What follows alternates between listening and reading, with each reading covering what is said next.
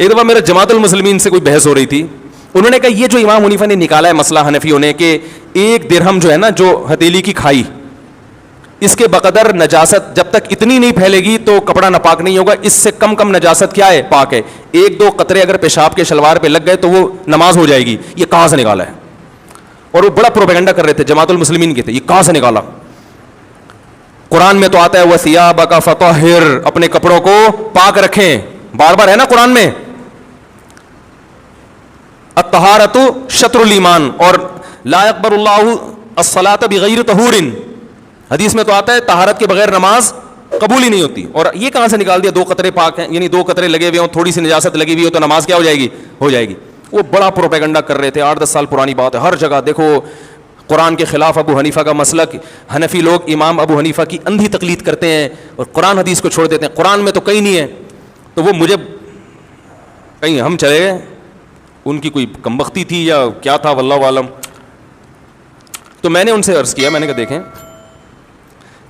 آپ قرآن میں جہاں یہ آتا ہے نا اپنے کپڑوں کو پاک رکھیں, قرآن میں یہ بھی آتا ہے ما جعل علیکم فی الدین من حرج, اللہ نے تمہارے دین میں ذرا بھی تنگی, ذرا بھی کا ترجمہ بھی جو گرامر جانتا ہے وہ کہے گا. من حرجن کا مطلب یہ نہیں کہ اللہ نے تنگی نہیں رکھی, من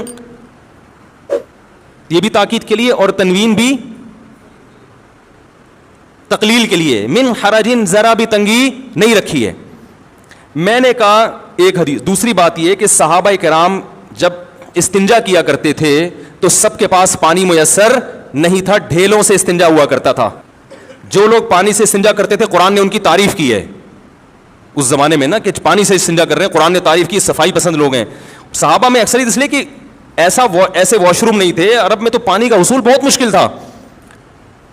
یہ بات تو حدیث سے ثابت ہے کہ نبی صلی اللہ علیہ وسلم نے فرمایا جو استنجا کرنا چاہتا ہے 3 ڈھیلوں سے استنجا کرے, صحیح ہے نا. تو میں نے کہا ڈھیلے سے جب استنجا کرے گا, جو حدیث سے صحیح حدیث سے ثابت ہے, جس کو آپ بھی مانتے ہو میں بھی مانتا ہوں کہ پانی سے استنجا ضروری نہیں ہے, تو ڈھیلے سے جب استنجا کرے گا تو نجاست اپنی جگہ سے مکمل صاف نہیں ہوتی.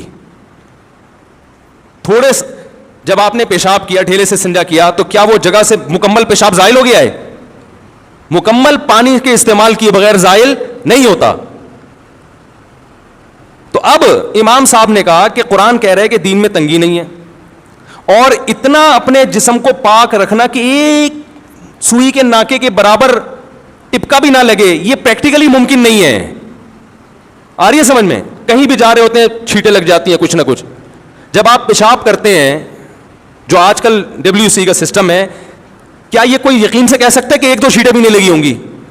کچھ نہ کچھ تو ہوتا ہے. تو میں نے کہا اب وہ کچھ مقدار تو بہرحال مستثنا کرنی پڑے گی جو خاطر میں نہیں ہے. تو اب وہ مقدار میں نے کہا اپنے قیاس سے کرتے, ادھر ادھر سے ایویں کر لیتے, تو وہ پھر اعتراض کا حق تھا. میں نے کہا, انہوں نے کہا کہ بھائی جب انسان قضاء حاجت کرتا ہے تو اتنی فقہا کا اس پر اجماع ہے پوری امت کا کہ اگر جو جگہ جہاں سے قضاء حاجت کی اس نے اس سے زیادہ اگر نجاست پھیل جائے نا اس جگہ سے ہٹ کے, تو پانی سے دھونا واجب ہے, اس سے کم میں واجب نہیں ہے. تو انہوں نے اندازہ لگایا اچھا اتنا حصہ قابل معافی ہے. اب وہ بجائے اس کے کہ اس گندی جگہ کا نام لے کے کتابوں میں لکھیں, تو نام مہذب استعمال کیا, بھائی درہم کے بقدر, یہ ہتھیلی کی گہرائی کے بقدر. اور اس کو آج ہم اپنی زبان میں کہتے ہیں 5 روپے کے سکے کے برابر جو ہے نجاست لگی ہو تو وہ کیا ہے. اب کوئی 5 روپے کا سکہ تو بخاری میں کہیں نہیں ہے, تو یہ پاگل ہونے کی علامت ہے آپ کے. آپ مدرسے میں بیٹھ کے پراپر علم حاصل کرو تو آپ کو 5 کے سکے بھی نظر آئیں گے اور 10 کے نوٹ بھی نظر آئیں گے انشاءاللہ. آئی بات سمجھے؟ تو انہوں نے یہاں سے نکالا ہے کہ شریعت نے صرف ڈھیلے سے استنجا کافی سمجھا, حالانکہ وہ جگہ پاک نہیں ہوتی. پتہ چلا اتنی نجاست شریعت میں قابل معافی ہے. تو اس کی تعبیر مہذب انداز سے کہ بھائی ہتھیلی کی گہرائی کے بقدر, یا یہ کہ درہم اتنا سا سکہ ہوا کرتا تھا اس کے بقدر. تو میں نے کہا آپ بتا دو, اگر یہ دلیل غلط ہے تو پھر آپ بتا دو کتنی نجاست, تھوڑی نجاست معاف ہے, یہ تو پوری امت کا اجماع ہے. اور یہ تو آپ جب تنہائی میں بیٹھ کے غور کرو گے نا, آپ بولو گے بھائی ایسا نہیں ہو سکتا کہ ایک چھینٹا بھی نہ پڑے, ٹھیک ہے نا. آپ بھی کہو گے یار یہ تو نہیں ہو سکتا, ناممکن ہے.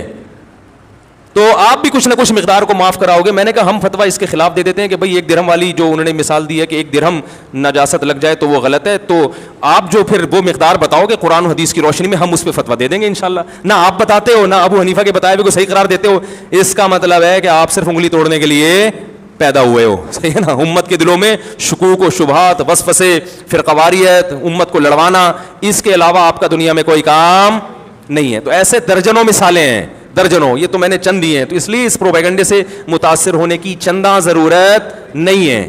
سمجھ رہے ہو, ہر فقیہ کا اپنا اصول ہے. سب سے پہلے قرآن کو, پھر ایک اور مثال دے کے بس آگے چلتا ہوں.